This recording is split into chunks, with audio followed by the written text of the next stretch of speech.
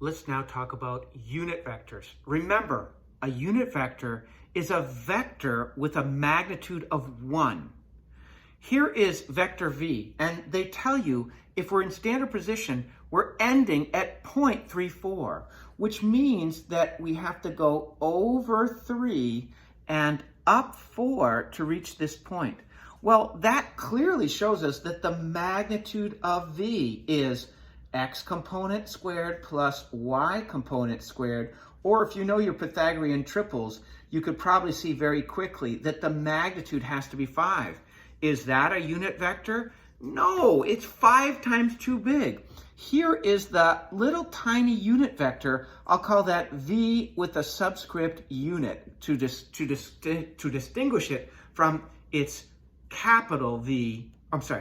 I'll write v with a subscript unit to distinguish it from the big vector v, which clearly is not a unit vector. It has a magnitude of 5. But notice the unit vector and the original vector are in the same direction. So our task now is to figure out what are the components. Certainly, it's going to be less than 4, that vertical component. And this horizontal component is going to be less than 3.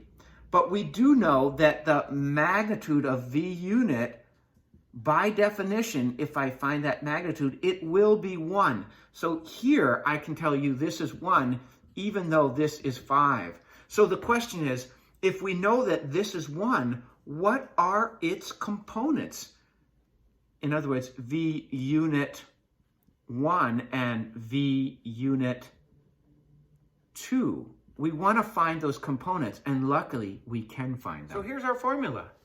V unit is equal to the vector v over its magnitude.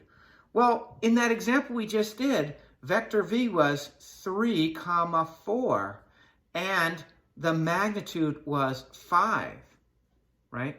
So we can think of this as a scalar multiplier of 1/5 times our 2 components of the original vector. So when I multiply this scalar, I get 3 over 5, 4 over 5. And that would be, in that last example, my components of v unit 1 and v unit 2, which I couldn't find, I said. Now, I multiplied by a 1/5 scalar. You certainly could just divide your magnitude into each of the components of your vector and get your unit vector. So I've just found that the unit vector in this example was 3 over 5, 4 over 5. Well, if this is v unit, I'm expecting its magnitude to be 1. Let's just confirm. The magnitude of v unit will be x component 3 over 5 squared plus y component 4 over 5 squared, and I'll take the square root of that. Now, the magnitude is always going to be positive. That's why I don't do plus or minus the square root.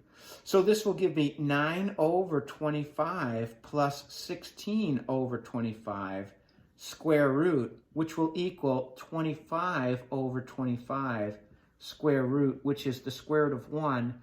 If I'm just taking the principal root or the positive root, yeah, I do confirm that I did in fact get a unit vector there. Find a unit vector in the direction of w, which is negative 2, 5. So they've given us here w, vector w is over negative 2 and up 5. Here is vector w.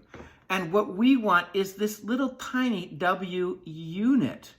That's the goal, is to find the components of this tiny little vector w in the same direction as w. How do we do that? Well, we know w, I'll write a subscript, unit, is equal to vector w over the magnitude of w, which of course will be negative 2, 5, that's vector w, over, well, it behooves us to find the magnitude of w. X component squared plus y component squared, I'll take the square root of that, which is the square root of 4 plus 25, which is the square root of 29. So I'll get If I multiply this, you can think of it as multiplying by a scalar, 1 over the square root of 29 times negative 2, 5 for x component, y component, which of course will give us negative 2 over the square root of 29, comma, 5 over the square root of 29. Now, often you'll see that rationalized to negative 2 square roots of 29 over 29, if we multiply by the square root of 29 over square root of 29, and 5 square roots of 29 over 29. I think I just found the unit vector. There it is.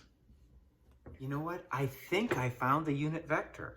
Well, let me confirm that its magnitude is 1. So W unit, its magnitude should be 1.